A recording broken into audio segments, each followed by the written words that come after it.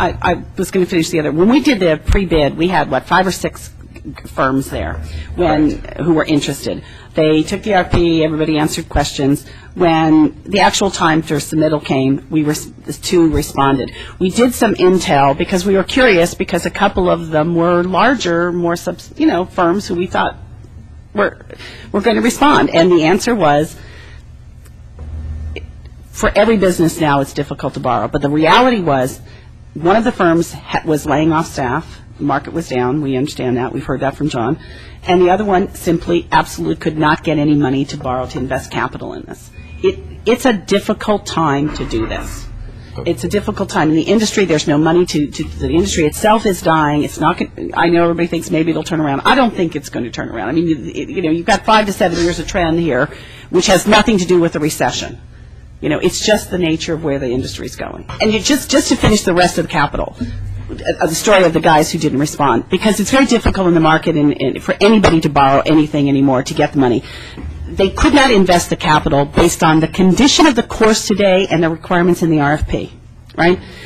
It's going to get harder to invest the capital because the quality of the course is going to continue to get worse because we're not putting a dime into it on the capital. So in 4 to 5 months, is it going to go down that much if we go to May? Maybe not. But to keep it going like this, it's going to be difficult to get any private guy to come in and try to get it up to course. It's just not going to pencil. We can see that's what happened, sadly, to the city of Los Angeles. They just, through our own consultant, who's trying to help us with this, and unfortunately couldn't be here tonight, the city of Los Angeles, and obviously the weather's different down south, but had 24 courses that they sent out and bundled for an RFP. They got no responses.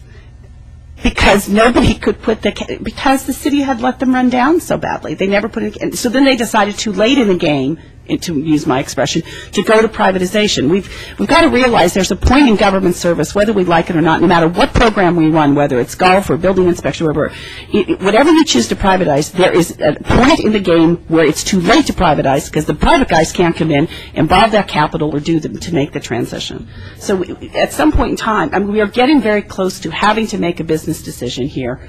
And this year, we're just going to have to do it however we choose. And if we wanted to see what the results of the RFP vendor is and see what thoughts he or she has on this, then fine. But to continue to do this and to think that we're not going to be able to make a decision and we can continue to operate so many things here in this city the same way we've been operating them before, it is just not today's government reality.